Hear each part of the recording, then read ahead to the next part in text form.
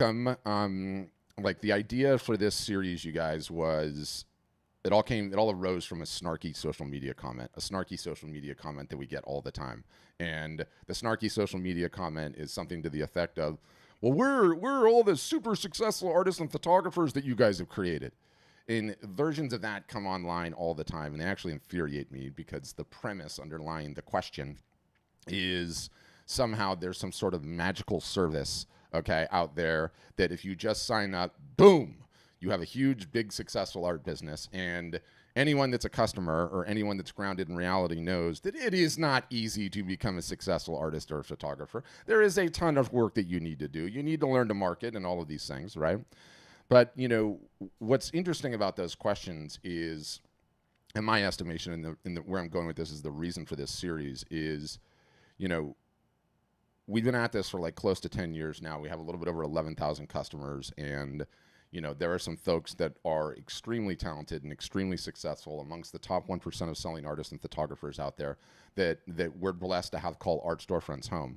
And I realized that like one of the most important things that you can do in this business to keep you guys, our customers, and then those of you that are thinking about it and those that are just found out about us today for the first time, like artists and photographers are solopreneurs.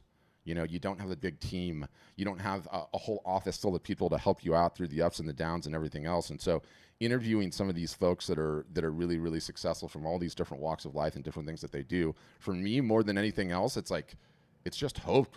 And the hope is really important. It's such an important part of like the whole, emotional journey. So that's sort of been the impetus for this. This is the third one that we've done. We did two before this, one with a photographer named Jonah Allen, another one with a painter from the Midwest named Meg Nathenberger. Those ones were really awesome. So if this is the first time you've seen one of these series and you want to go back and watch those other ones, highly recommend that you do that. And one, I guess we'll just put it all in an email for him. We'll send it to him after the fact. So in terms of the programming note, the game plan that we've sort of been using for these guys is we are going to go ahead and go for about an hour. I'm going to interview Betty. I have a couple of notes, but really like to keep these things free flowing and just kind of rolling along. It goes where it goes, and we'll see where it goes. Betty and I have not done any prep really at all, aside from making sure our audio is working and everything else. So I don't know where it's going to go. She doesn't know where it's going to go, and we want to just have fun. And, as it's rolling along, you guys, like one of the things that I don't intend to do is look at the chat the entire time, but you can, at the bottom of your Zoom window, there's the chat bubble. Many of you guys are using it already. You know how this goes. You can throw things in there, and if I see something and it's really interesting and it's a good follow-up question, I might avail myself of that and ask her that. Otherwise, we go an hour. Once the hour's done or somewhere close to it, we're going to turn it over to Q&A. We have a pretty huge group today, so I doubt we'll be able to get to everyone's question, but we certainly will try to get as many questions as you can, and you can direct all of them at Betty. Ask anything that you like in all of those things. So that's exciting. And then, for those of you guys that this is your first time hearing about Art Storefronts and you want more information, you'd like to find out more, we have a special Betty deal that we'll throw in the water if anyone wants to sign up. So we'll throw those links in the chat too, which could be kind of fun. So that is the game plan for today's session. And, I'm really excited to introduce Betty because she's just absolutely a unicorn in terms of the art world. And we're going to get into her incredible story. And I can't even wait to discover it because I know her, but I don't know Betty super well. But she's such a unicorn in so many ways. It's like, one, she started late in life. Two, she's one of the few artists out there where she absolutely has a nailed niche. If you see any one of her pieces after you've seen a couple of them, you instantaneously know that's a Betty Franks, right? And niche is such a huge question. So we'll get into that and we'll talk about that. She's really, really good at social media. And what's more, when I say unicorn, it's clear that she actually enjoys it. Okay? If that's not unicorn status, I don't know what is. Define niche, okay? Enjoys doing the social media, and she's really good at it. Unheard of, unparalleled. So we'll get into some of that fun stuff too. And on top of it all, she's willing to participate in the crazy ideas and case studies and things that we've done over the years, which is super fun. And I'm super grateful and thankful that she's allowed us to mess around on her account and do some of these things, which we've had some fun doing. And on top of it all, I've not met her daughter, and I know her daughter's like kind of grown up now. But if I did, you know, I would be confident if I asked her daughter whether or not your mom was one of the cool ones when growing up, you know, where all the friends were over and like all the high school gals wanted to come over because she's just cool. So that is my introduction for you, Betty. Welcome. Extremely excited to have you and excited to interview you. Awesome. Thank you, Patrick. Thank you, ASF family. Thank you, all of my friends out there for joining in. I so appreciate you being here. And I'm super excited to share with you. Like Patrick said, we didn't script anything. We don't know where this is going to go. So we're just going to have some fun and chat with you guys for about an hour and then take some questions. So feel free to, leave comments so Patrick can check out the questions so that we can tackle those at the very end. Love it. Love it. So I always start these things out with the origin story. You know, I anyone that follows Betty knows she's Croatian, but I kind of want to hear a little bit about that because you're actually one of the few. You're 100% something. You're 100% Croatian, aren't you? I am. Yeah. Let's see. Am I? Yes, I am because both my parents are. Mm-hmm. I was born in Toronto, and I was commenting to somebody. Mm-hmm. So I was born in Toronto. When I was 7 years old, we moved to California because Toronto had snow and Croatia doesn't have snow where my parents are from. So the snow was a little too difficult for them. And there were already some people from the same village that my parents are from in San Jose, which Wow. is where I am right now. And so we moved here. I grew up here, and when I was in my late 20s, I moved away for almost 26 years, Wow. and I came back in 2016. I came back. Wow. So super happy to be back.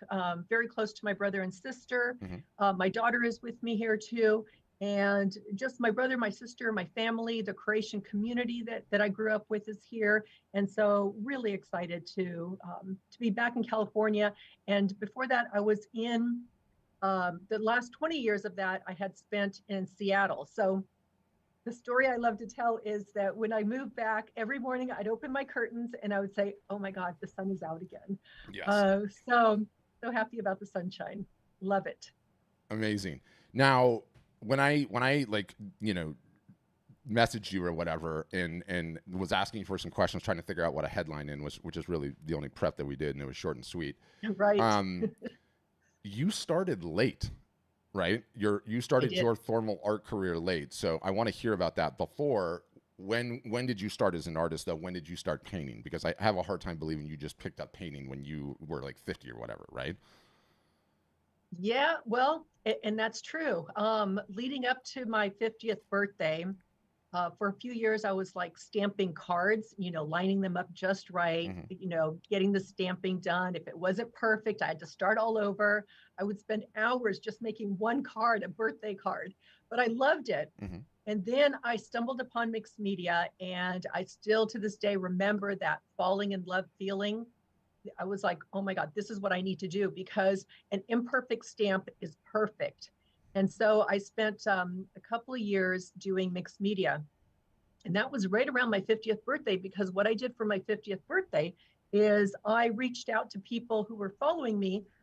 Excuse me, this was on Facebook. And I said, I'm turning 50 and I'm making these cards. And would you like one? So I made 50 original mixed media cards that I sent out to 50 people for my 50th birthday. And that was a lot of fun to do. And then after that, I kind of wanted to do a little bit more. I was starting to notice abstract art in a way that I never noticed it before. I never before liked abstract art. And what I had discovered was I never liked the abstract art that I saw. And I guess I never pursued it enough. And I was starting to see more of it, especially with the internet becoming a lot more accessible. Mm-hmm. And so I was just finding all these images that I was just falling in love with. And at some point in 2015, I was telling Patrick I might be coming down with something. Oh, there's something in the air. Take as many water breaks as you need. All good. Yes. I'm not used to talking so much. 2015, I went to a workshop up in Victoria, Canada. Mm-hmm. And it wasn't a workshop for abstract art. It was more of a workshop for artists to work within. And I kind of put a line in the sand and I said, okay, from this day forward, I'm going to be an abstract artist. Now, I had no idea what that meant. I didn't know what that was going to look like. I show up to this workshop with 36 by 36 canvas and 30 by 30 by 40 and stuff that I've never worked on before. But I just said, I'm going to do this. I'm going to go for it. And so from that day forward, that was 2015. And so it took me several years of experimenting, trying different things, taking some workshops from people that I liked, trying to figure out this whole abstract thing, because I knew it's what I wanted to express, but I just didn't know how I was going to express it. And it was really frustrating during that time because I couldn't figure out my style. It wasn't until 2018 that I figured out my style. So it took me several years of I just tried everything. Anything that spoke to me, I gave that a try. And, I quickly learned, don't like this, don't like this. Okay, I kind of like that. I definitely love my mixed media days. And what I had done, because I wanted to be an abstract artist, I got rid of all of it, like 98, 99% of it. I kept just a couple of little items because I knew I would be distracted if I had that stuff laying around my studio. And so by getting rid of that, I was just focused on trying to figure out this whole abstract thing. And so in March of May of 2018, I was in Croatia visiting my parents, and my mom and I would go for walks in May. All the wildflowers are in bloom, and we would go. It's called Zadar. I don't know how to say that in English, but in Croatian, it's the other side of the hill in a way, because the village is down below, and up and over is just the land. It's trees and land. And back centuries ago, they would go up there and plant their potatoes and stuff like that. So we would go for walks and we would pick all these wildflowers and we would make these little bouquets and we'd bring them home and we'd have them all over the house. And I remember specifically sitting outside with my art supplies that I brought and paper that I brought, 11 by 14 paper. And I remember still to this day saying to myself, okay, Betty, you're on vacation. Don't worry about anything. Just create, just have fun. And I started creating and something different was coming out of me. And it wasn't something I recognized right away. It took me some time to figure that out, but I was able to look back and say, wow, I was creating those flowers we were seeing, those flowers we were picking, those flowers around the house. And so that was a huge turning point for me once I figured that out. And then I was able to kind of look back, and there were months leading up to that my style was just kind of there, but not there yet. I could see elements of it. And so since 2018, I have been creating in this specific style. And like you said, Patrick, a lot of people do recognize my work because I am consistently creating in that style, but yet there's like these little shifts within it as well. And those are exciting for me. I know they're not really obvious to a lot of people, but somebody commented today, I think on one of my posts, they said, Betty, I like the more, open space you're leaving on your pieces. And thank you, because that person recognized that there's a little shift happening.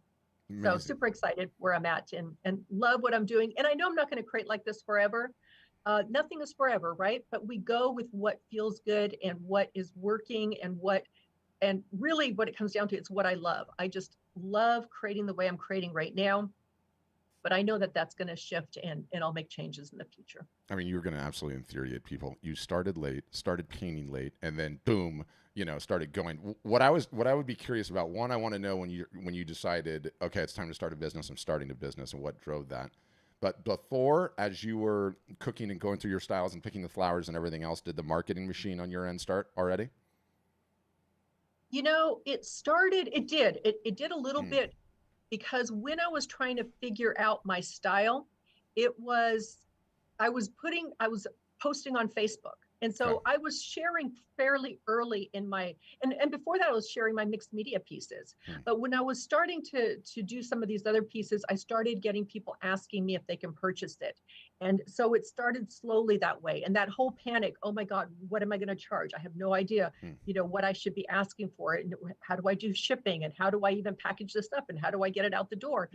So it was all a learning process. It's one step at a time. It's like, okay, somebody wants to buy it. Okay, let's throw out a number. Let's figure this out.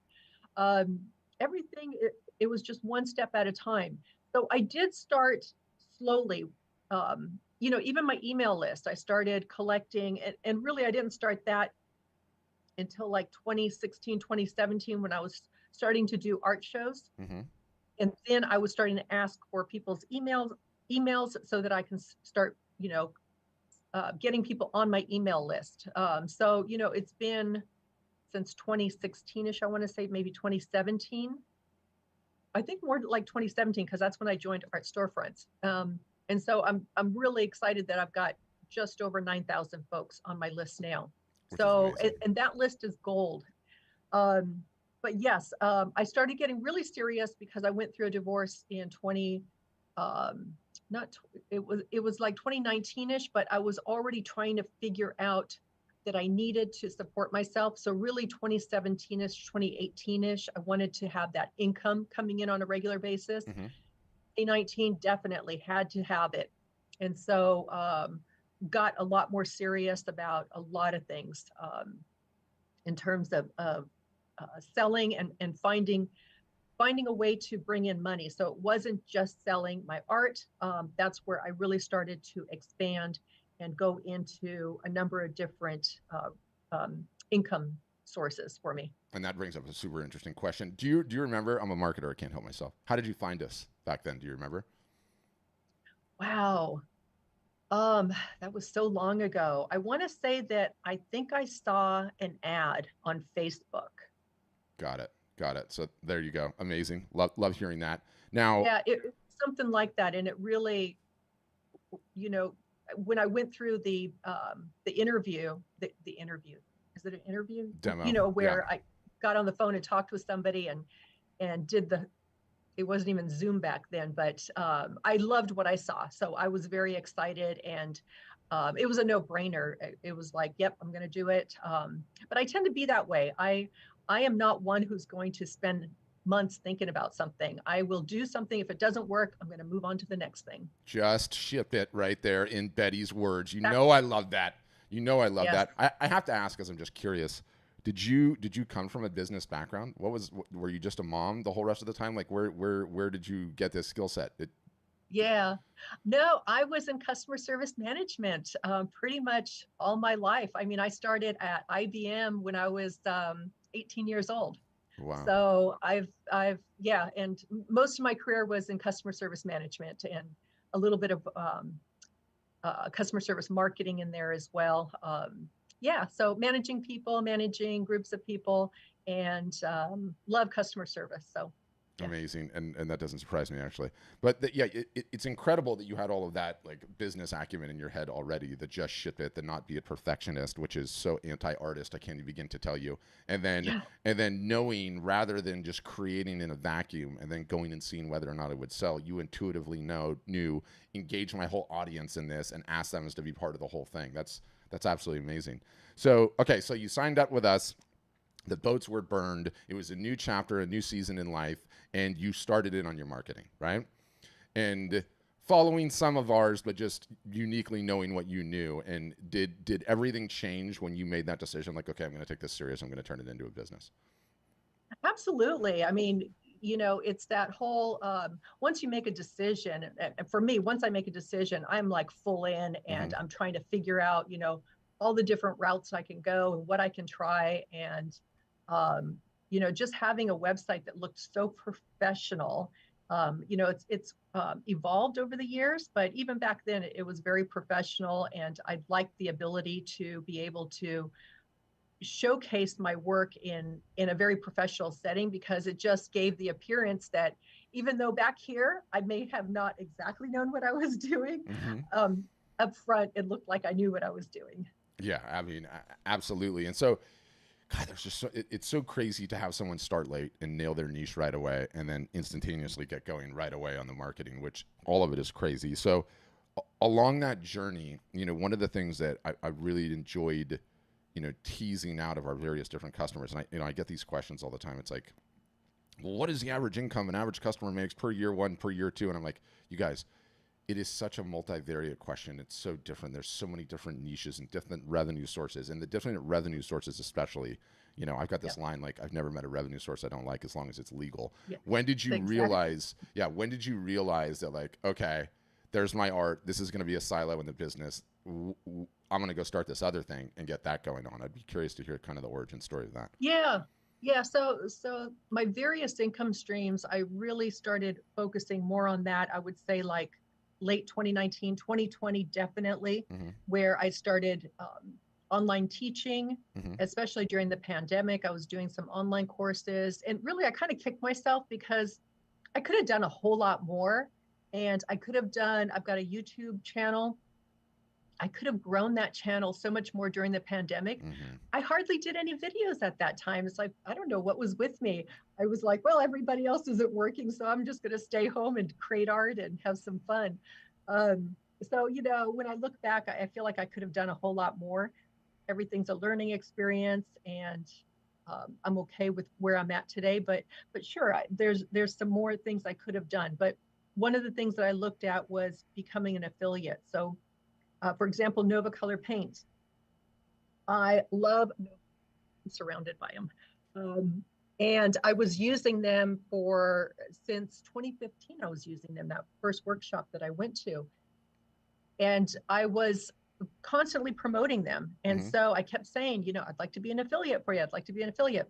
Well, back then, Nova Color was a mom and pop shop. It wasn't till a couple of years ago that they were bought out by a larger company. They still kind of kept that mom and pop shop feel, although they did update their website, which I'm very thankful for. Mm. And they set up an affiliate program. I was their first one. Oh, wow. And so that was, a way I can't make a living off of just that one. So Yeah. that's one.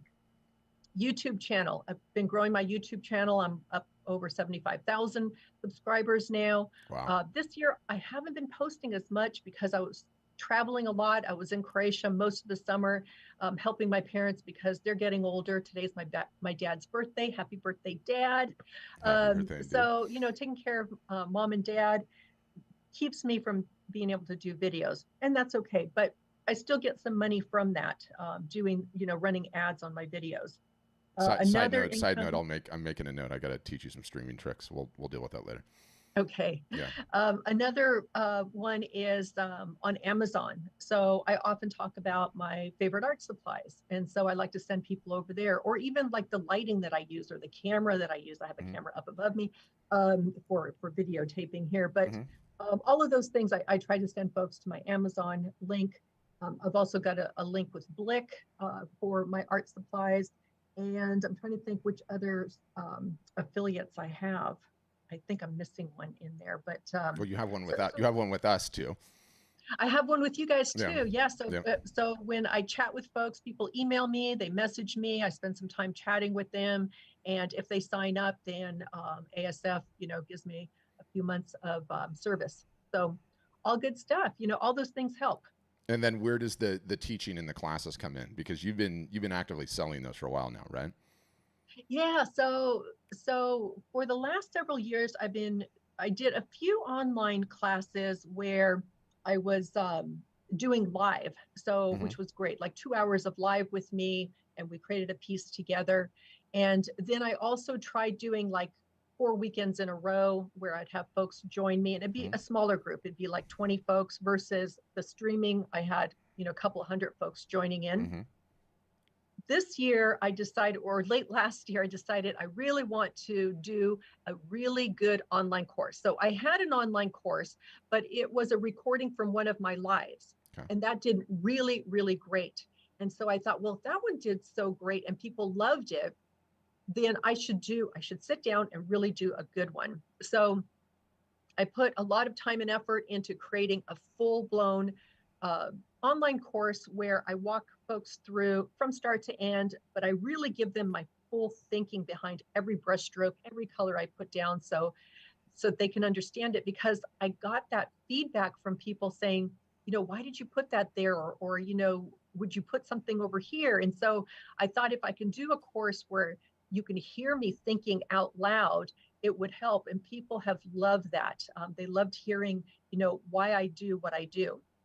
And then within that course also we do some exercises, which are fundamental, and I think they're so key in helping pull it all together. So I put that course together. I launched it in January. And I remember going for a walk with my sister, who just lives a couple of doors down from me. We go for walks every night. And I said, I'd be so happy if I can get 100 people signed up. Well, today I was calculating, it's 256 days since I launched it. I've had over 1,000 people sign up for the course. Amazing. And so it's just been, for me this year, it's outpaced the sales that I've done for my art. And I'm super happy about that. I still create art, I still sell art, but it flip-flops. So last year, because I was looking at I do have an account. I've got a bookkeeper who does all my numbers. So I was looking at my last year versus this year. And last year I was at 67% was out of all my income, 67% was selling art. Mm-hmm. This year, 68% so far is selling my online course. Amazing. So it kind of flip-flopped. Quickly, where can people get your online course? Oh, yes, they can just go to bettyfranksart.com, and you'll see the banner at the top. Just click that and that'll get you over to all the details about it. Awesome. Juan shared a link. That's amazing. And so, you started essentially with us in 2017, started a little bit in 2016, and then you crossed the six-figure threshold in 20, and you've been able to sustain that every single solitary year, which is crazy. Yes. And yes. And there was a huge COVID bump, I imagine, in 20. Yeah, not one that I was expecting at all. So that's why I was kind of nonchalant about it. I was just, having fun making art. But yeah, it turned out to be a fantastic year. Amazing. And every year since then too. Yeah, just continually growing. Well, I want to get into your social media, but I'm curious how you approach pricing, what your range of pricing is, where do you kind of start out, and then what do your big originals peak out at? Yeah. So what I learned over the years, especially, I would say, especially during 2020, but I think I'd learned this slightly before 2020. And that is that, and I know a lot of folks complain about this, but I have a lot of artists who follow me on social media, mm-hmm. and I love artists. I'm an artist. I love artists. Yeah. But also, I was trying to figure out, okay, that's my audience. How do I cater to that audience? And that's why I started teaching, because those are the people who want to learn from me. Those are the people who are following me to learn more. And so that's why I started teaching. But also, I started creating smaller art because I knew these were artists who were starting out. They couldn't afford large pieces like I have behind me. They could afford the smaller pieces. And so I was making like 5x7, 9x12, 11x14. And those were selling very quickly because they were very affordable. So the 5x7, I think right now is at $95, but I mean, several years ago, I think it was like at $75. Mm-hmm. So very affordable original art that I would mat out as well. And then in addition to that, so my low end being $100, $150 for my smaller pieces on mm-hmm. paper. Mm-hmm. And then my larger pieces, several thousand. I don't have my super large ones right here because they're at a gallery right now, but I would say they're up around $4. I don't have my price list in front of me, but I do have a price list, and I took the emotion out of pricing because early on it was so stressful for me that I created a spreadsheet, and everything is just, there's a formula in the columns, and I just put in, this is what it should be per square inch, and it spits out a number, and then I kind of round that number either up or down. Just so it's not an odd number. And I refer to that every year. I update it either, I think last year or 2 years ago, I didn't update it, but this year I did. And I usually do like a 10% bump each year. Wow. So automatic 10% raise. Yeah. Just so I can slowly increase it. I don't believe in doing the big jump and then having to scale back again. Mm-hmm. It looks really bad when you have to cut back.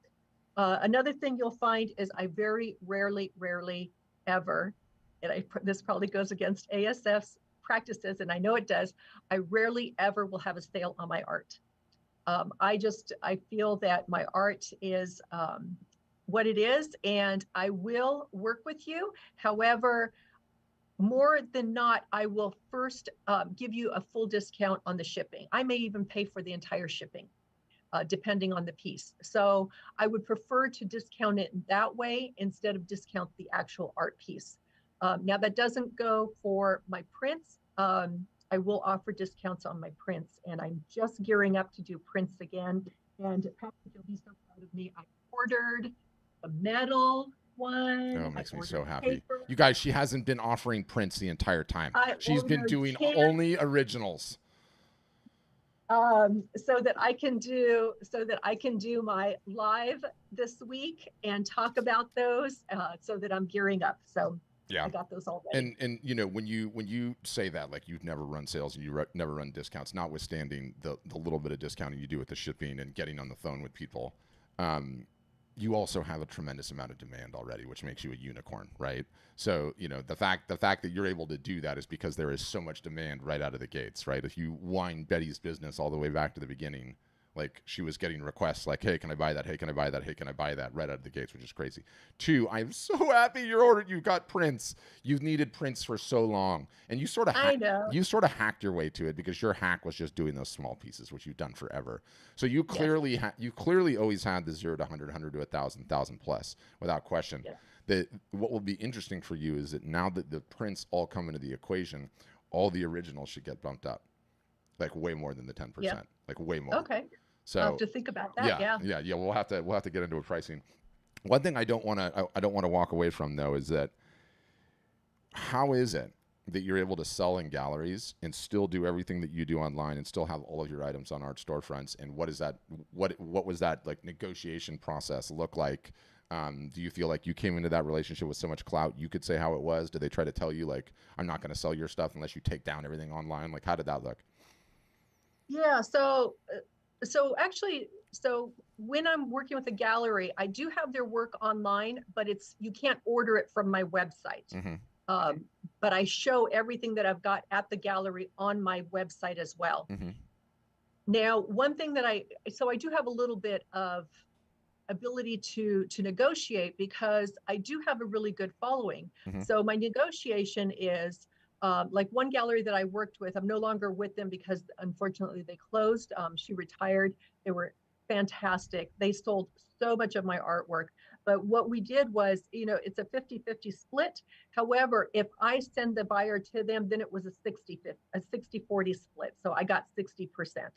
So I was able to negotiate that a little bit.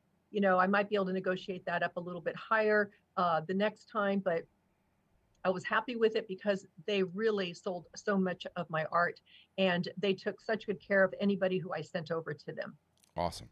And when someone contacts you or comes to your art storefront site to buy art, how many of those people are you getting on the phone with? Just out of curiosity. I don't actually get on the phone with them. Mm-hmm. Oftentimes it's via email. And, on occasion I might get on the phone, Mm-hmm. but we go back and forth via email. I often ask them to just send me a picture of the room where they want to put the artwork, Mm-hmm. and so that I can superimpose that right into their room for them.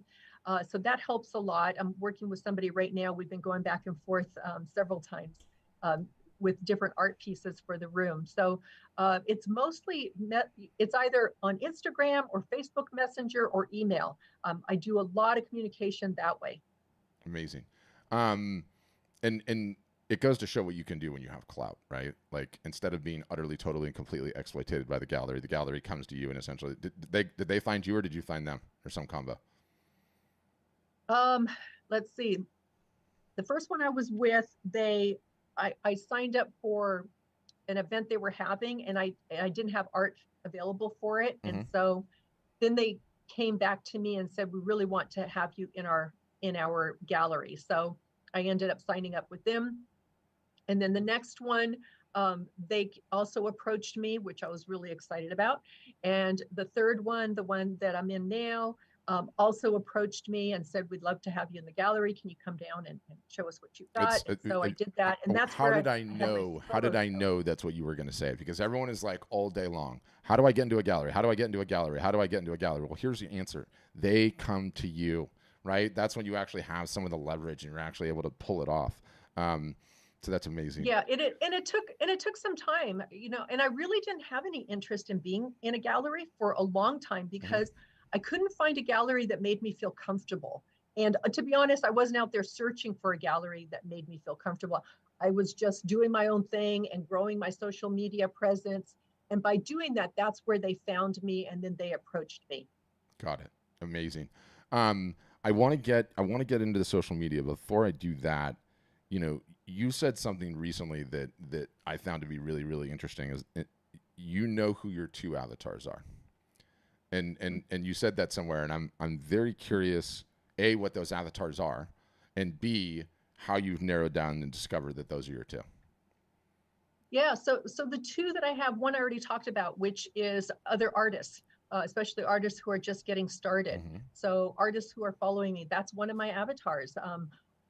I understand them. I know where majority of them are at, and that's why I've created online workshops. I do in-person workshops, and so that's one of my audiences. And the other being the art, the collectors, the folks, the customers out there, the art lovers who want larger pieces of art for their home. So I'm always trying to go back and forth between those two, which is, it can be difficult because, I've got, I would say my bigger audience is artists Mm-hmm. following me. But here's the thing, artists love art.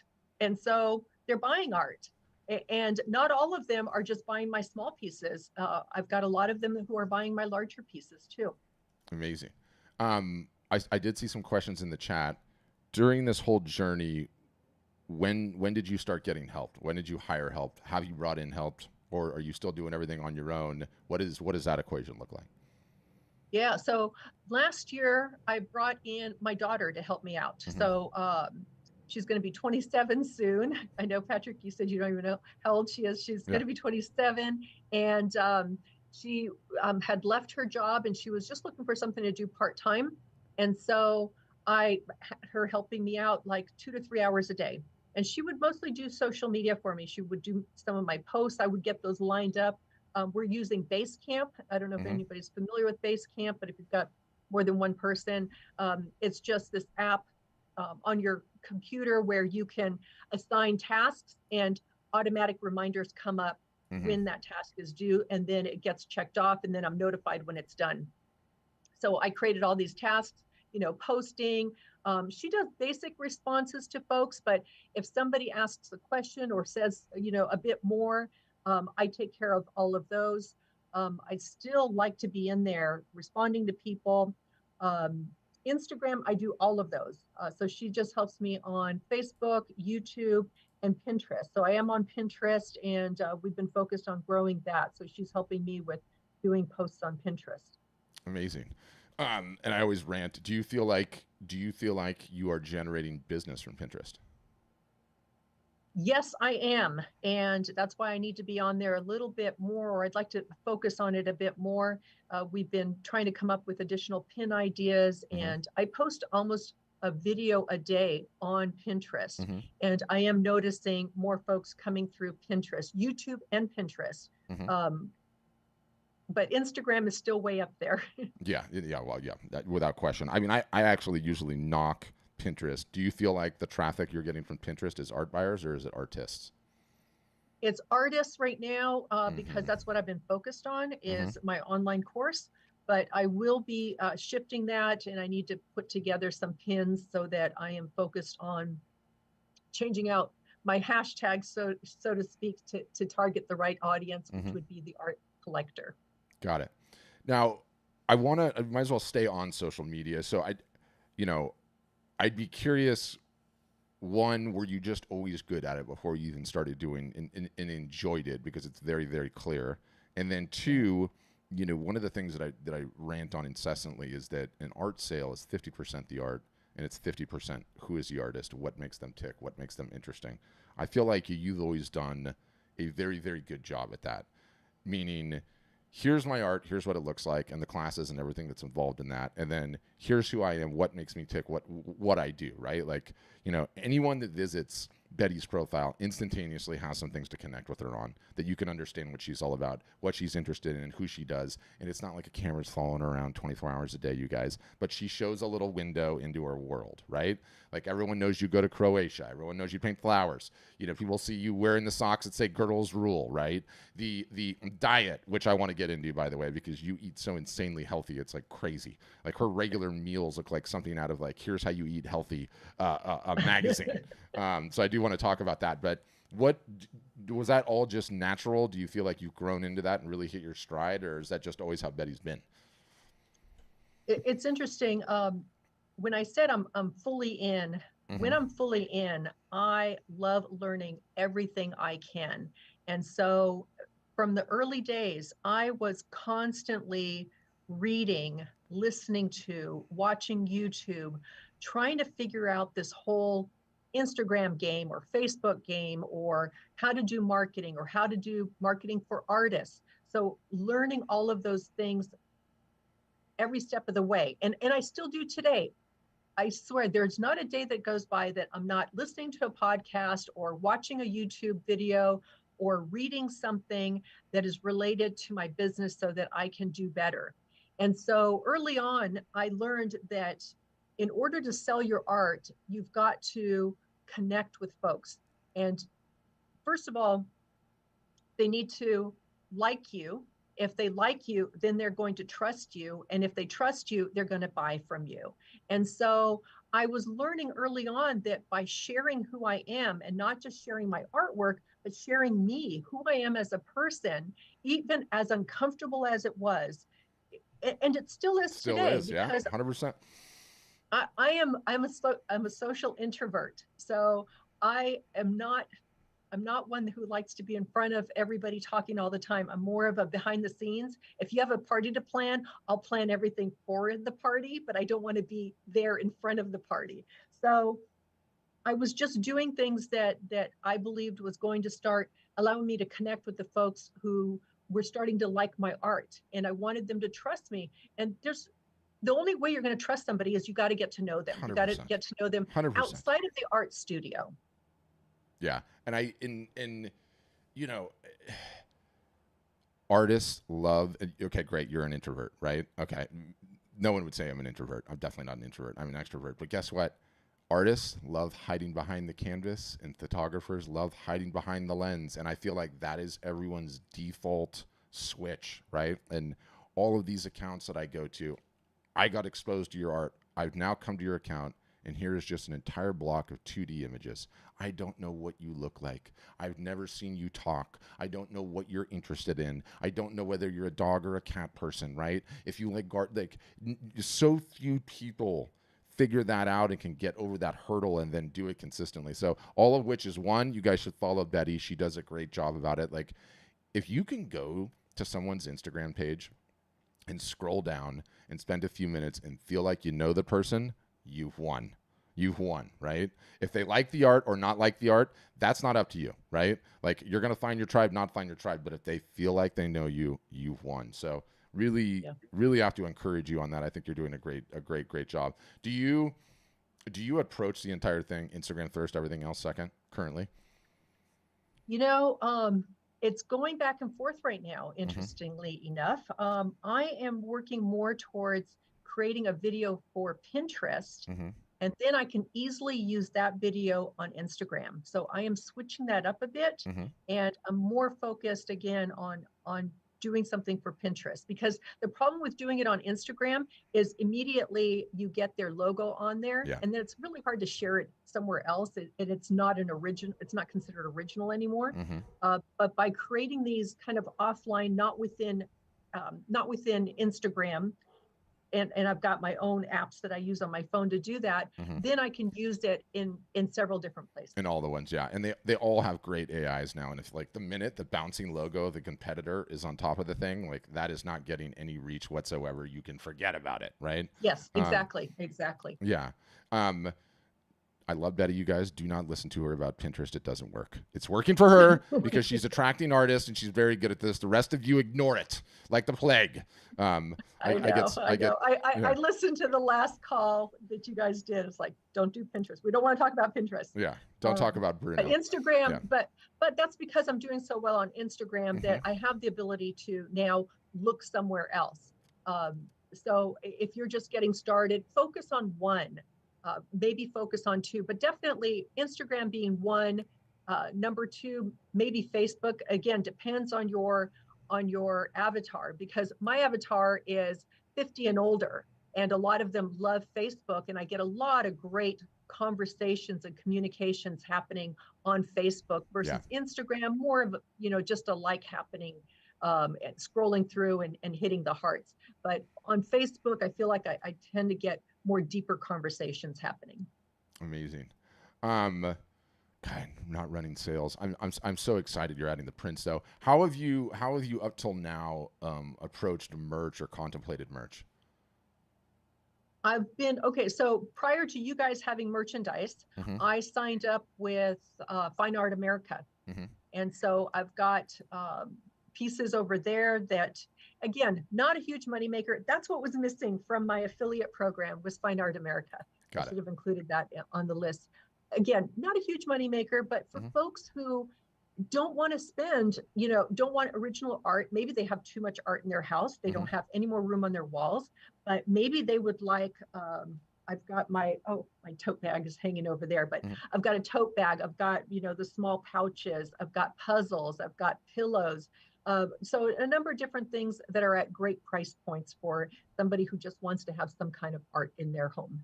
Yeah, amazing. And I think as you continue to round out your lineup, it really is going to make a huge impact on the pricing that you have at the top end of things, which I think will be a big deal.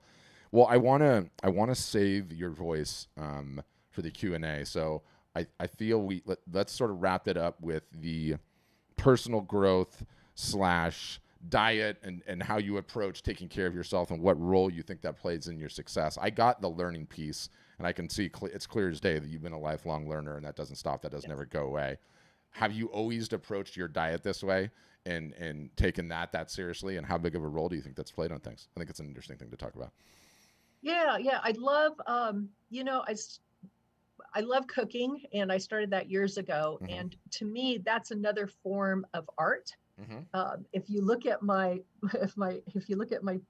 pieces, my plates of art, my plates of food, you'll see layers, you'll see different colors, because I still incorporate that into my food as much as I do into my artwork. And health is important to me because my mom has Alzheimer's. She's in the later stages. To the point, she doesn't know who I am. So my time spent with her is precious, because even though she doesn't know who I am, she senses that she knows who I am. And so I want to take care of my brain health so that I don't have, the same fate that she does. And so eating well, exercising is important to me. It's something that I desperately try to incorporate into my life, more the exercising than the eating. But I don't eat perfect every day, and I don't believe in doing that. I still have to have my chocolate. I am a chocoholic. But I think it's important that I take care of myself, and that's through, I truly believe that food impacts us in so many different ways. And so that's important to me. Amazing. Yeah. It's funny. And someone threw in the chat, like, why is Pat asking about her diet? The last 3 interviews, Jonah, Meg, and now Betty, I'm the marketing guy. To the hammer, everything looks like a nail, right? It's all I talk about all day long. It's all I want to talk about, right? There's more marketing stuff that we could talk about. We're doing some fun stuff on Instagram right now and testing some things. But independent of that, one of the things that I've noticed with all 3 of you is, your inputs are constant learning and education and seeking people that know how to do it a little bit better than you.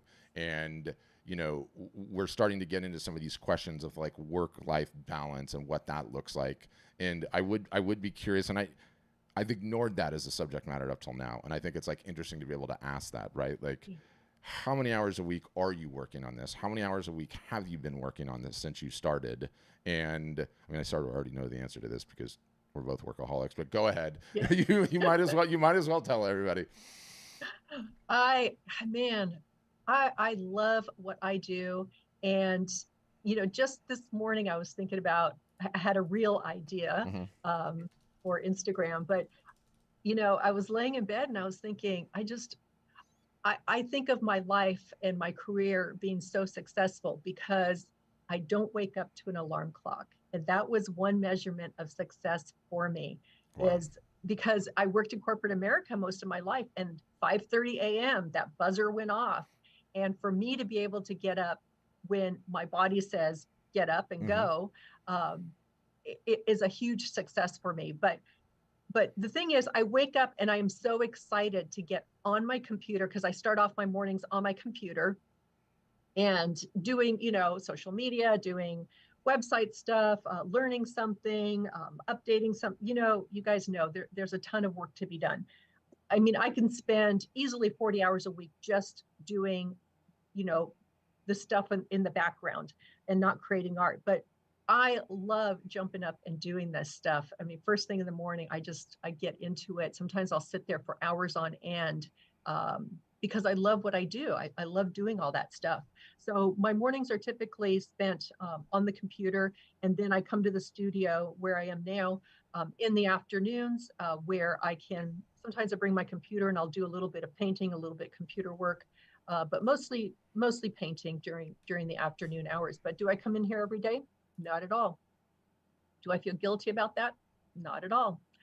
I create when um, I I feel the need to be creating. And right now, and I posted a reel this morning because I'm having a hard time reconnecting with my art studio, because during the summer I was gone for 2.5 months. I came home for a week. I Mm-hmm. got sick. I went on a road trip with my daughter for 12 days, an RV trip, which was fantastic. And then I came back for a week trying to get settled in again. And I have not created anything. And so I'm trying to reconnect with my studio. And so I've decided I'm going to just come in here and just bring my laptop, even if I just sit here with my laptop, just looking at the painting I've got on the wall that I want to finish and all these other pieces. I know I'm going to be inspired to get working again. Okay, well, I'm gonna wrap that up with the cheesy interview question, Okay. and I don't like being the cheesy interview question guy, but I've had so many people ask me this like ahead of this interview and when it was coming up, and even before they knew it was gonna be you. Like I had multiple people on Instagram come with this notion like, you just interviewed two kids in this series, right? Like because Joan is not even 30 Yes, and I Meg is know. young 40s, and they're like, can you find an artist that's in a season of life like I am, right? That's in this different season of life and how they approached it and how they thought about it. And so I feel like we have this large audience of folks that are gonna start late in life like you did. And if you could go back to 2017 Betty, 2018 Betty, and give yourself some advice. Not that like you've pretty much had the perfect run up. I mean, every single solitary box you've hit, huge social following, over 6 figures, the 3 to 5 year runway. But for going back and being able to give yourself that piece of advice, and then what is your advice more broadly, just for folks that are getting started a little bit later in life? Yeah. Okay. So going back, looking at myself back then, I think the piece of advice that I would have liked to give myself is that, to not stress about it. I always had like this hundred things on my to-do list, and I still tend to do that, but to not stress about that. Everything is going to happen when it's time for it to happen, and where you put your focus is the stuff that's going to get done. Mm-hmm. So I had to learn to really just focus on one thing at a time. That's why I said, if you're just getting started on social media, start with Instagram. Just focus on that, because there's so much to learn there. When you spread yourself out and you start thinking about all these other things, other places you should be, it gets really difficult. Um, what was the other question? I'm sorry. That's No, I okay. lost my Just train. advice to folks more broadly, or what you would go. I mean, yeah, a little bit both. Yeah. Yeah. So okay. So I'm going to be 60 in less than a month. All right. So if I can do it at this age, you can do it as well. And I do get a lot of folks who are in my age group that are just getting started. And I encourage them, because just because you're starting late doesn't mean you can't do it. It means you're going to have to work harder. It means you're going to have to, if you're stuck on this whole technology thing, you got to get over it. If this is where you want to be, you've got to get over it. But maybe you want to be in a gallery. That's another route to go. What I love about artists is there are so many different routes to take. Every artist creates differently, and they have a different artist journey, an artist business journey. And you get to tailor that and figure out what's going to work best for you. And so just take that one step at a time, because there's like this, there is no like end finish line here. It's truly a journey, and what you're doing today is going to just move you forward that much faster. But there is no finish line. You're just going to, once you're an artist, you're just an artist. That's it. You are an artist for life. And so I don't think of it as, I need to get here, this is my finish line. I'm excited about where I am today. I'm excited about where I'm going. And also I'm excited about where I've been. Even as difficult as it has been, I couldn't be who I am today or where I am today without all of those struggles that I had in the past. I love that. That's such a great way to conclude it. And the one thing I would say on top of it that I've sort of been blown away by is, and you're loosely aware of this, but we started running the video sessions right around COVID. So what was that, 2020, I guess. So the sheer thousands of artists that I've talked to on like the outgoing webinars, let alone the ones with our customers, like I routinely get people in their 90s showing up on the Zoom call, asking for advice, asking for like marketing advice. What can I do? And when I say routinely, maybe it's like one a month, but the point of that, and like your finish line one, it's like, you're 60. What if you have 30 years left to still grow the business? That's insane, right? Like Exactly. everyone is so wired for these like immediate right now, results, but understand the timeline. Artists do not turn it off ever. This is who you are. It's never getting shut off, right? So really appreciated saying that. Yep. Great interview. I enjoyed that. I'm still sensitive to your voice, so we're going to go right into the Q&A.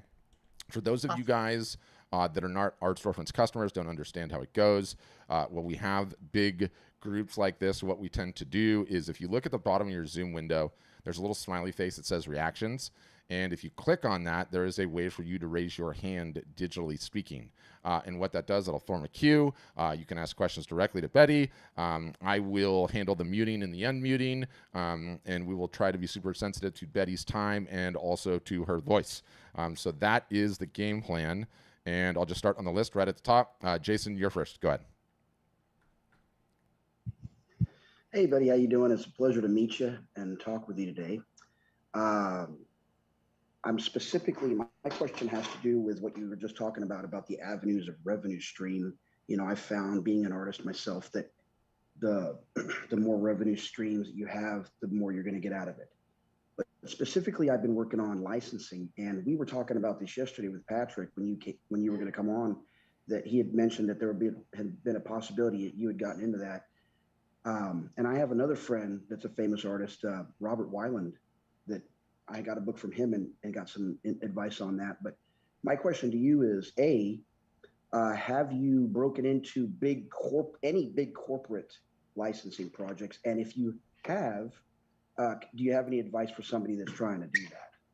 The licensing one, Jason, was it was Meg. It wasn't Betty. But go ahead, Betty. Answer it. Anyway. Have you broken into any of that? Like, Thanks for the question, Jason.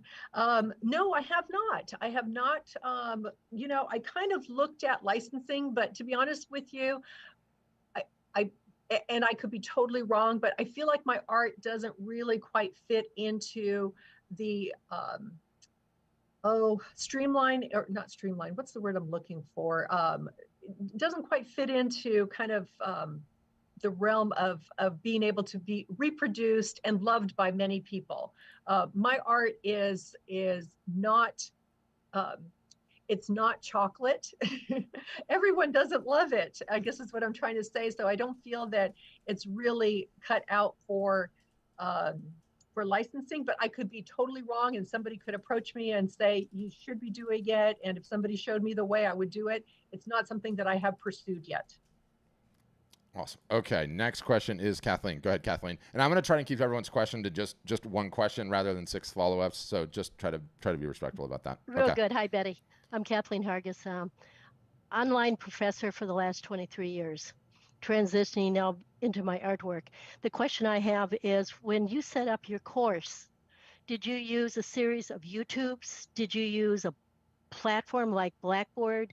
Did you go through a university? I'm not quite sure how you pulled this course together. Yeah. Okay, great to meet you. Okay, so what I did was I did some research and I looked at different platforms where I could house my courses. And the one that I ended up getting that I'm super happy with is called Thinkific. And it allows you to, they've got, it's basically you upload all of your modules, you set them up as modules, and there is no monthly fee. So that's what I liked about them. I didn't pay a monthly fee. I paid I pay a yearly fee to use their services, and then they don't take a percentage of my sales, but they do if the person uses a credit card through them, and then they take a little bit out of that. But I've been really happy with them and happy with the financial part of it. And they've been totally asynchronous? Asynchronous. Asynchronous means that yes, you have no interaction with the students at all. You just give them the information. That's synchronous.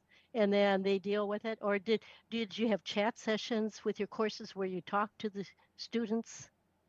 Okay, so the courses are all mine. I own all the courses. I communicate with all of the customers, all the students. I created a private Facebook group so that we can communicate within there. There is the ability in Thinkific to create groups, chat rooms, things like that, but I chose not to. I chose to do it on Facebook. That might change in the future. We'll see. But no, I own everything. Thinkific doesn't get involved. They don't talk to my customers or do anything like that. And what I loved about Thinkific as well is that it's all automated, so that, once they sign up, there's an email that goes out that I've customized. There's follow-ups, all of that stuff. And then another thing that I've done, which we didn't get a chance to go into this year, was all about automation for me. So I've got a process set up in MailChimp where anybody who signed up for free, because you can do a free preview of my workshop, my online course, their email goes into MailChimp to Journeys. Have you guys set up Journeys in MailChimp? If not, there's an option to do that, where they go in there, and if they get emails from me encouraging them to sign up. So it's just an opportunity for me to reach those folks who didn't pay for the course but were interested in it. Which is awesome. And I'll say as a follow-up, because I've done this so many times in my career, like, we love to geek out on what the software is that gets it all done and how it all gets done. You have to understand, Betty started with massive demand. The thing was already sold, right? And so my fear is that a lot of people hear that and they glom onto, like, okay, I'm going to go do this. My advice: create the course, tease some of it, and pre-sale it before you sign up for anything, before you contemplate how to deliver it, before you worry about what app is out there. Like, don't start there. Start with the demand. Start with the thing absolutely, utterly, totally, and completely sold before you worry about anything else, right? Like, you could put a deposit in your art storefront store and get 25 deposits. And I'm advising another customer on the course thing currently, and it's like, look, make sure it's going to sell before you go waste 55 hours on the other thing. So. Right. Yeah, right. Those are just general bewares. Okay, Patty, you're up next. I didn't really have a question until just now. Oh, wonderful. I took your course in January, and I have finished 17 of the 50 paintings you've challenged us to do, and I won first place in a juried show. That's right. That's right. You posted about that. And someone came to me and said, "Did you take a class from Betty Franks? Because I love her." I said, "I did." How do you feel about other people selling paintings that are very similar to yours? Mine are more detailed than yours just because I'm a detail nut. But how do you feel about that? Yeah, good question. And I get this question on occasion, and I am perfectly okay with it. Actually, years ago when I first started teaching, so there used to be during 2020 COVID, there's a group of 4 of us artists that would get online once a week, and we would paint together for a couple hours. And so I brought up that question to them, or they brought it up to me, or one or the other. And one of my friends, Rena, said, Betty, if you're teaching it, they're going to paint like you. And I was like, yeah. So I'm okay with it. I'm perfectly fine with it. There are so many folks who have taken my workshops, either in person or online. They are creating art that is similar to mine, but I still feel like I can look at a piece and I can say, that's not my piece. I know intimately all of my pieces. Yes, I can see, they're doing some of these elements within their piece that are similar to mine, but I still feel like it's coming from them. And so I am perfectly okay with people selling it, with people, doing whatever they want with it. The only thing I wouldn't want is for them to teach everything that I teach. So, I draw the line there, but I truly believe that as time goes by, you're going to put more of yourself into your artwork, and you're going to change it and customize it. And it's going to start coming from your heart, and it's going to become yours. So I'm perfectly okay with it. Awesome. Okay, next up is Joelle. Hi, it's nice to meet you. I just have a quick question. So as an artist, making art, it's usually like a personal piece and all of your different artworks. How do you overcome that to be able to sell it and give it away? Yeah, so great question, Joelle. Ever since I started creating art, I didn't feel like it belonged to me. I felt like I was creating it for somebody else to enjoy. But for me to enjoy the process of making it and the outcome, but for somebody else to have it long term and to enjoy it. I always had a problem with any art that was sitting in my studio, and I felt like the spirit was coming out of it. It was leaving it because it was sitting there and it wasn't being enjoyed by somebody. And I feel that what I'm making, it needs to be enjoyed by someone. And so I'm very happy that, I have a lot of art that moves fairly quickly. I don't have an inventory that stacks up, except for right now because I did so many pieces for a solo show earlier this year. But other than that, it makes me happy to know that somebody else is enjoying it, and I have a photo to go back and look at if I want to. Love that. Okay, next up is Janie.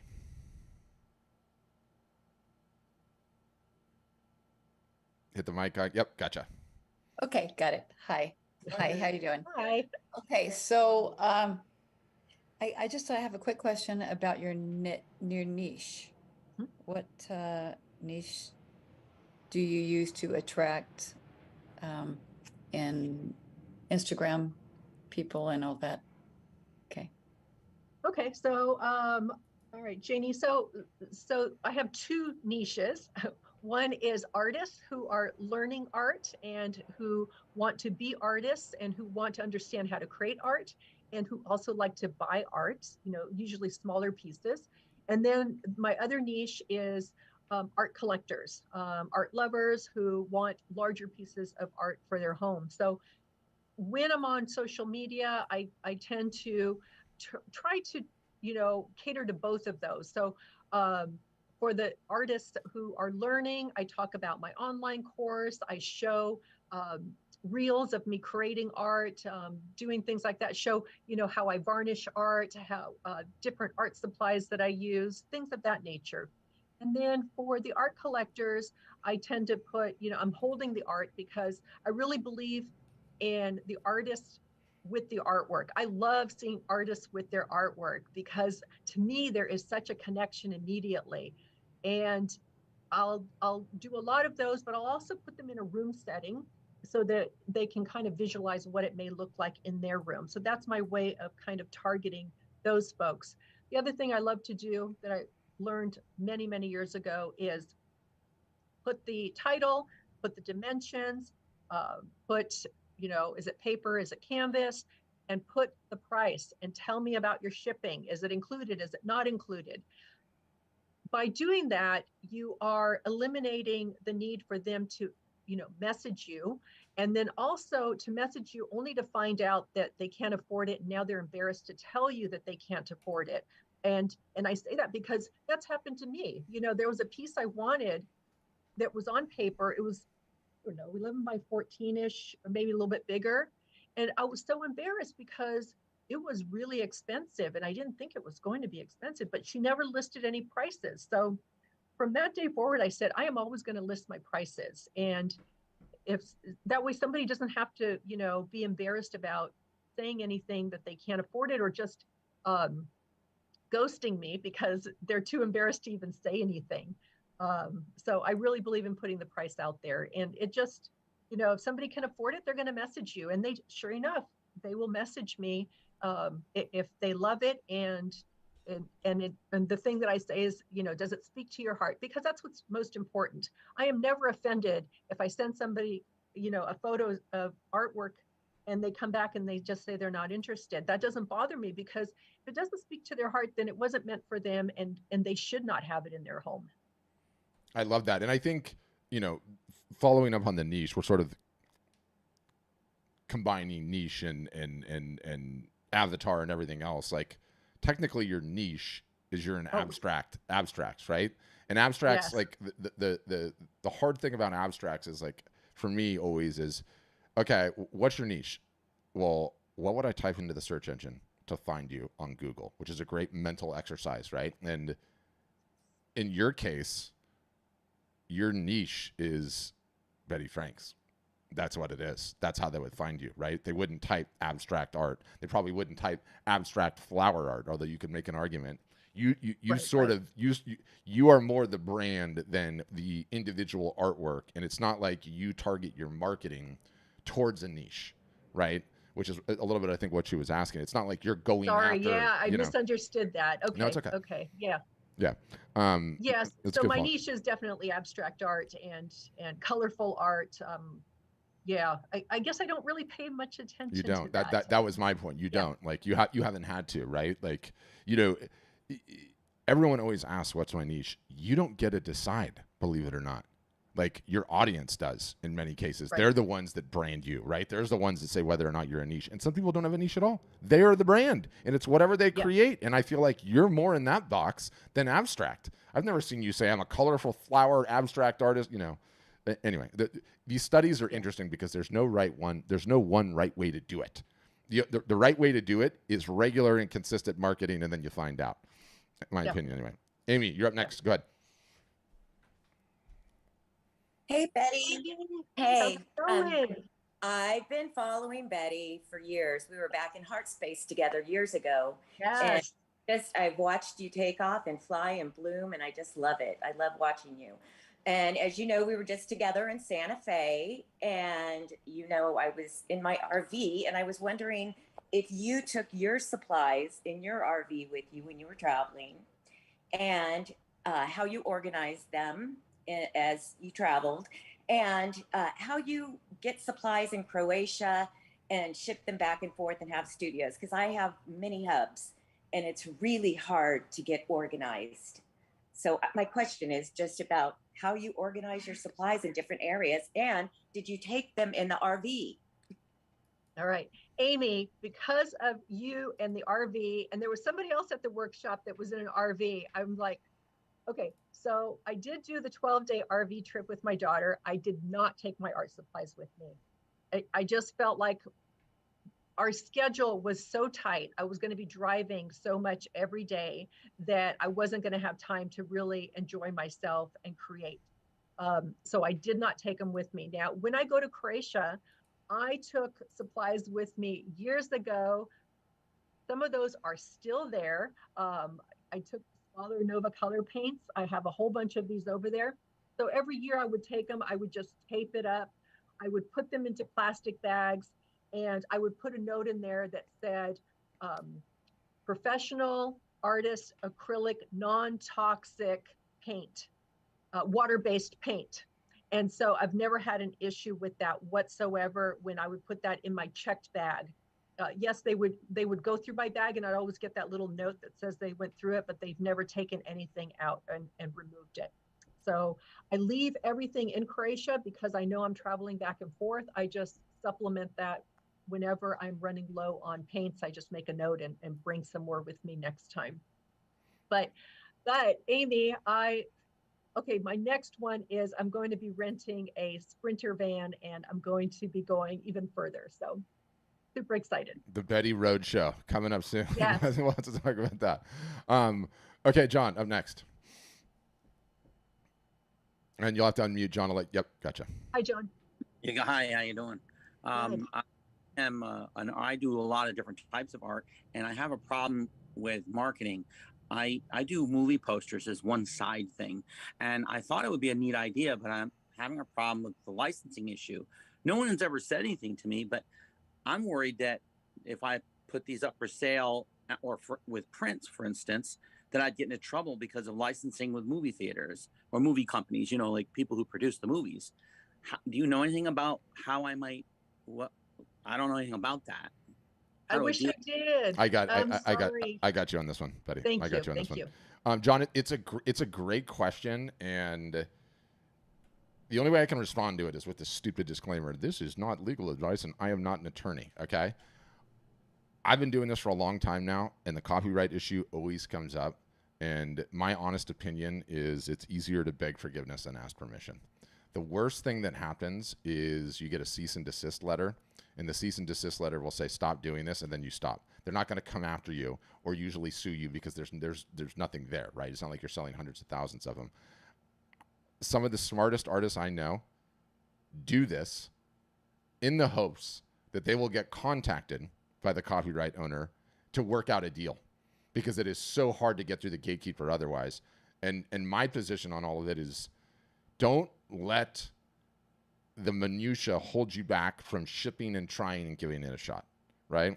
And I would also go as far to say, like, I think in the almost 10 years of doing this, I'm not sure that we've ever seen we've had like 3 or 4 takedown notices. That's it. Like nothing else has even come up. So I wouldn't stress about it. I would go for it. Again, it's not legal advice, and I'm not advocating for, you know, depriving people of their copyrights or whatever. But as a final, we have a guy that does exactly this, and he's sold millions of dollars worth, and the movies are in on it with him now because he's been doing it for so long. So the best I can say. All right, Carrie, you're up next. Hi. I had a question about, because you shared you're an introvert, and so sharing so much of your personal life in social media platforms, I can really relate to that. So I'm just curious about, for you, what was the mindset shift that you had to make in order to start sharing so much of your personal life online? And also related to that is, like, how did you find your voice to be able to talk about your art and your life? Because so much of that creation process in painting is nonverbal. So I guess, thank you. That's my question. Great questions, Carrie. Okay, so how did I start putting myself in front of the camera and stuff like that? Really, it started way back when I was doing mixed media work. Even back then, I started doing videos on YouTube, and you'll find some of my really old ones if you scroll to the very end of all my videos. I'm keeping them on there because it reminds me of where I came from. On those videos, they're not perfect, and you only see my hands. I didn't get on, you don't see my face on those. So it was my way of starting to talk, and those were so important to me because I was showing mixed media work, and I was discussing what I was doing, and that helped me start verbalizing the steps that I take, what I like, what I don't like. Each video that I did just, got me to feel more and more comfortable, to the point, today when I do video voiceovers, and majority of mine are all voiceovers because I have to speed up the videos. I've just learned to go with the flow, to be myself, and not to be perfect, because I can't be perfect. And if I try to be perfect, I'm going to have to cut out the video and start all over every single time. And, you know, I mess up, I say the wrong words, and I just say, well, you know, I didn't mean to say that. Or, you know, I guess what I'm trying to say is you can't be perfect, be yourself. That everything today is all about being yourself and being authentic, as opposed to, you know, 20 years ago, we were looking for perfection, you know, being able to talk in front of the camera and say things exactly correctly without, you know, flinching and without messing up. But that's not how it is today. And that's one of the great things about social media, is that it's just so real. And it's like sitting in front of your friend and chatting with your friend. And a lot of times when I'm doing my videos, I try to think about that. I try to think of just one friend sitting in front of me, and I'm telling them about what I'm working on and how it's going, and what I'm learning from it and things of that nature. And there was another question you had, and now I forgot it. And yeah, I'm trying to do my best to limit, but just to pile on for that, like, people so gravitate towards the real, like, not the Instagram reel, but the you Right. being real, not caring, not worrying about it. Like, no hair, no makeup, no special this. If you're timid and you do that, do you know who's going to just go nuts? Everyone that's timid, and everyone's going to be like, I'm like that too. And if you screw up, and if you can just laugh at yourself, point is, it's a little miserable at first, but you just have to do it and ship it, and don't worry. Yeah. Just be yourself. That so resonates with me too. Okay, Lynn, you're up next. Go ahead, Lynn. Hi, Betty. I just wanted to say hi and congratulations. I'm so proud of you. I followed you since the first show that you had in Almaden Lake. I think it was like 2015, 2016. Oh, yeah, I think it was 2015, one of my early ones. I think so. And, or no, 2016, because I moved here in 2016. Yes. And I remember seeing you, and you were, you had all this beautiful artwork, and there wasn't a lot of traffic. And then every time I saw you, I said, how's Betty? And when I started seeing you in 2020, I was just like, oh man, she made it. And I'm just so ecstatic that you've been successful.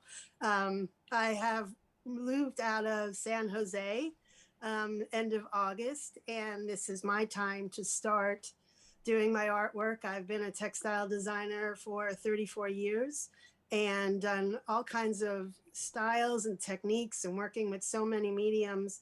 And I'm finding myself saying, okay, what do I want to do? So I don't know if you remember, but the last time I saw you, you were finishing up a workshop. I think it was Memorial Day weekend. You were at the Citadel. Yep. And I was going in there to clean up my studio. But it was like the best time, just going in there and painting and just finding out what I want to do. But my question to you was, when did you start with the software, with the program, with Storefronts? Like, when did you, when did you start with that? Yeah, so I started with Art Storefronts late in 2017. And I remember it was already starting to get cooler outside, and I spent the first month putting my website together and just really focused on getting that done. And back then we didn't have these daily calls, the Zoom calls, which are so spectacular. So back then you could do a 30-minute session with a tech. And so I, every week, set up a 30-minute session with a tech, and we went over what I needed to do that week to get my website to the next level, so that I could go live. So I was able, I think I estimated I spent about 20-ish, 25 hours getting my website up and running, because I'm a perfectionist. Even though I just shipped it, I still was like, no, I got to tweak this. No, I got to tweak this. No, I got to get this right. But yeah, once I got it up there, it was so easy to manage afterwards. You probably don't even know this, Betty. We don't even let them do it anymore. Do what? We build them now. Oh, I know. You guys are so lucky. Yeah. So lucky. Betty was early days, but we realized that, like, you know, anytime you guys are not working on your superpower, creating the art, doing the marketing only you can do, business is not going to grow as fast as it could. So That's what we love saying about it. Okay, Casey, you're up next. Awesome. Oh my gosh. Hey, there's so many people in here. Thank you so much, Betty. I think you've given amazing insight. And I'm in a position where I just quit my full-time job to pursue art, and I'm really, really nervous. And I was wondering what your process was like, and if you have any advice. Yeah, well, first of all, yay, congratulations. How exciting and nerve-wracking at the same time. So I would say, if you are not selling consistently yet, then I would first of all focus on creating the best art that you can create. And while you're doing that, posting it, sharing it, getting it out there so that you start getting comfortable sharing your art, no matter what it looks like. Sharing what you look like along with your art. Share your story. Share that you quit your job. Share that you did this other career and now you're doing this career. Share what fears you have, what's scary about it, and what are the great things that are happening as well. These are all great things to share on social media. You'd be surprised how many more people you will get responding to your posts if you talk about your struggles versus your successes, because so many people are in the same boat that you are in, and you're going to connect with so many people if you share those, and if you're not afraid to share those.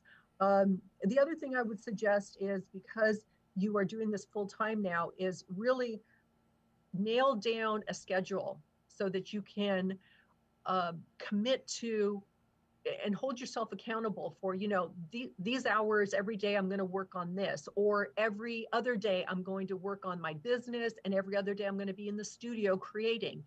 Come up with a schedule that works for you so that you are holding yourself accountable to put in the time and put in the hours, both on the back end and of creating. Great advice. I love that. London, you're up next. Go ahead. Hi. Hi. How's it going? Doing great. Good. I showed up late, so I didn't hear this whole interview. But I have a question that goes on with a woman talking about being an introvert. I'm not an introvert at all, but I had this conversation with Juan the other day as well, and he just said I should just go for it. But my question is, I don't know how to market in that way. Like, my life isn't very interesting. I go home, I wake up in the morning, I go to work, I come home, I go to the gym, I draw a little bit in the evening, and then on the weekends I do some graffiti, and like, that's my life. I don't do anything else. I sometimes travel here and there. So I don't know how other artists like yourself and other successful artists, they're like, show your life, it's so exciting. Mine's not very exciting. So I don't know how to make it exciting for social media. That's a great question. That's a great question. So really, you're not going to make it exciting. You'd be surprised how many people would be interested in your life. And, like Patrick said, I post about my food. Okay, food normally is not all that exciting. It's something that we need every day. It's something that we eat every day. But people know me, know the kind of food that I eat because I'm posting about it. You're going to the gym, post about that. It doesn't have to be like, it doesn't have to be everything, but just showing that you're going to the gym. So what that tells me is you care about your body, you care about being physically fit. So that's going to somehow connect me to your artwork. I can't see your artwork. I don't know what it is, but you said graffiti. You do graffiti on the weekends. Does that mean you're going out and tagging places, or are you creating like commissioned work? And if you are, go out there and videotape that process. Talk about the process of what does it take to do that. If you're just doing some work in the evenings, some of you guys probably know that I like to doodle flowers, because that's what I like to do in the evening when I'm sitting watching TV. Is I'll doodle flowers. So I'll show a picture of flowers that have been doodled. So if you're doing some work in the evening,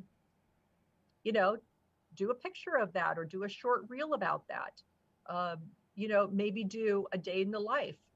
I think there's a lot of different things that you can do. And one thing that I found very helpful is I will just go to my, is it the home, or it's or when you hit search, you can find a whole bunch of stuff, or your home, no, not your home, but the search button, and then start scrolling through. And if you find something interesting, especially on reels, I will I save reels to a folder just for reels. And then when I'm feeling stuck, I look at what other people did and think, okay, how can I do that? Because they're not necessarily artists. Sometimes they're just, you know, doing something else, but I'll try to figure out how can I do something similar that would be interesting. But do as many little short videos as you can so that you can kind of string some stuff together. Again, you'd be surprised if people would be interested. London straddling the edge between, you know, Gen X and millennials, and the millennials live their lives for the damn Instagram photo. It's all bullshit. Yeah. It's not their life. You're not doing that. You're not in a private jet. That's not your Mercedes. You know, it's not your jewelry, all the rest of the nonsense. Nobody cares about that. But yeah. I second Betty's opinion, which was like, you know, you'd be super surprised how interested people would be. Everyone's life is interesting. Everyone's life is interesting. Like London lives in Canada. He's out in the Pacific Northwest all day long, which is insanely beautiful, just stepping outside when it's not raining. Going to those spots where you're going to do the graffiti. And by the way, Betty throwing out the tagging. I told you she's a cool mom. How do you even know what tagging is? Anyway, the going to those spots. I love graffiti. Yeah. I love graffiti. And what cans you're using, what paint suppliers you're using, what store, like there is a million different little things. Yep. And you don't have to do all of it. And you would be surprised. More often than not, it's the thing that you think is so mundane and weird that is the thing that goes viral and is the hit. Like that's how it happens. All right, Gaylota and then Brandy, and then we'll close it there because I want to save your voice, Betty. Okay. And gotcha. I was trying to unmute. It's All a good. little different. All good. Betty, you have been absolutely inspiring to me. And for the number one reason, I am 70 and I just really got started in this whole art piece. Never thought that I would be reinventing myself at this age. Never thought that I would be involved in art. I do digital art. That's my medium. Mm-hmm. I invested in an iPad Pro, and you can't stop me. I mean, every time I sit down, I got the thing in my lap, and I'm doing, trying to do something. I find the more you do, the better you get. I'm just learning, and there's just so many videos, and I'm always looking at a video because I'm not a trained artist. But what would you have to, what can you tell me about moving forward in digital abstract art? I love abstract art, and so doing it digitally it's been enjoyable for me, but challenging also as well. Yep. Wow. I'm not, I do a little bit of digital art here and there on occasion and just on my phone, especially like if I'm on a long flight or something like that. So I love digital art, but I'm going to be honest with you. I don't know the market for it. I know that it's much more accepted than it used to be. So selling digital art has become something that is more, something that somebody would be interested in. But I wish I had more information for you, but I'm not familiar with that market. Just more reps and sets and practice, and make sure you're sharing on social, and that's how it starts. Definitely all those things. Yes. Yeah. Okay, Randy, you're up next. And we'll wrap it up with this question. Okay. Betty, you were just such an inspiration. That's all I can say. Looks like my internet is not doing good. Yeah, don't worry. I'm gonna stop your video because we were getting your audio in and out. And what normally happens when we kill the video is that then the audio will come through smooth. Okay. All right. I just tried to show an example of my artwork. Yes. But I wanted to talk to you about your YouTube channel. I was really impressed with 75,000. When did you start it? I started it, I think 2014 is my very first video, back in my mixed media days. So, but I only did, I did very few videos during that time. I didn't start really focusing on YouTube until I think 2021, I want to say. I totally blew it off in 2020, which was the perfect opportunity to get that I time know, back. right? But yeah, the last year and a half or so. But again, this year I haven't been posting as much, and and as I was looking at my numbers from the last 2 years, my affiliate is down like $12,000 over last year, and that's because I'm not posting as many YouTube videos. So consistency is really important on YouTube. I was doing like one video every other week, but now I'm doing one video maybe once a month. I would like to get back on a good schedule so that I can continue to grow that. My goal is to get to 100,000. Yes, I want to get that stupid plaque that I see. Oh, you better believe it. You better believe it. So that I can put it behind me and say, yes. Just I like having goals, so that's one of my goals. In the majority, Betty, the majority of your YouTube content is how to paint, right? How to paint stuff. Yes. Yeah. Which is yes. just and I have a few business type videos on there, but the majority of it is me painting and me talking about painting. Yes, but being consistent is really important. Yeah, just if you can get a video on there every week, I think it's going to help get your reach out there. But what's important too that I've learned, because again, I do so much research, your image is important. The words you use is important. The length of it is important. All of those things, using keywords is important. So do some research. There's a ton of videos on YouTube on the best practices. Okay, Jan snuck one hand up in the end there. Jan, you will be the final question for the day. Yes. You'll need to unmute, Jan. Mic icon, bottom left-hand corner. Okay, I'm unmuted now? Yes. You're good. Yay, yay. Hi, I lived in the area and I've been following you for years too. It's really encouraging to see what you've done, considering I'm a lot older than you. and I've been doing art more or less my whole life, but mostly I've been doing it in 3D lately, the last 25 years, by redoing houses. So I'm anxious to start selling work. And it's really encouraging to see how you've done. Actually, my husband's even on Art Storefronts. He's a retired surgeon. Wonderful. Are we done here? No, nope, you're low bandwidth too, and so I killed your camera. Oh, sorry. We're in Montana. Yeah. I love Montana. Yeah, and Montana has, especially where we live, has lousy service.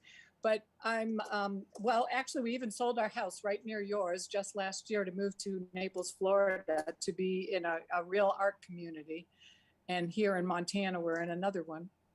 Wonderful. But I'm curious about, I've done Instagram for, like more than 10 years, just in my own family group. But I'm interested, how do you just start? How do I put out a professional one that's not geared as much to my private life and more to just my art? I'm not used to showing it around. And how do you even start? Do I talk about myself or do I just start showing art? Yes and yes. You want to, if you want to start selling your art, you've got to separate that out from your personal. And so if you've got a good personal account and you've got a lot of followers there, I would switch that to a business account and start just posting your artwork and talking about your artwork and eliminate the personal stuff. Now you don't have to completely eliminate personal. Stories is a great place for personal stuff. Also post your, let's say you do multiple, a carousel where you're posting multiple photos. First one, let it be your artwork. The other ones can be some personal stuff, but let that first one be your artwork. You want to just start showing it, talking about it, putting the price out there so that people know it's for sale. You'd be surprised how many artists keep putting their art out there, but not once do they say it's for sale. So important that you say it's available, message me, or go to my website, here it is. But yeah, just one step at a time. Amazing. Love that advice. Always ask for it. Well, Betty, that was super fun. I think we'll put a cap in it there and save your voice so you can talk. Not to worry if you guys were watching this. My plan is to continue harassing Betty to do more of these in more events. She can maybe teach on some core stuff and some other stuff. So there's some fun stuff that we can be doing. For everyone that came, whether you came at the beginning, you joined in the middle, you joined late, don't worry. I'm going to send you a replay. We've recorded this so you can go back, check any part of it you want. We'll put all of the pertinent email links in the email. Links to Betty's site, links to Betty's Instagram. You all need to follow her on Instagram. Sorry, Betty, it's more artists, I know, but she does a great job at the 50/50. Yeah. Everyone is welcome. Everyone is welcome. I will also put this on the podcast. And so we have a podcast. It's called the Art Marketing Podcast. The whole episode will be there. If you want to go back in time and listen to the Jonah one, the Meg one, you can do that. Yes, you can just listen search. to those. Yeah, you could just search on Spotify or Apple Podcasts, wherever. It's everywhere. Oh yeah, there's a link tree too that thrown into the chat. And then, yeah, just huge thanks. I learned a ton. I really enjoyed that. I am blown away by where your career has gone already. I can't wait to see where it goes in the future.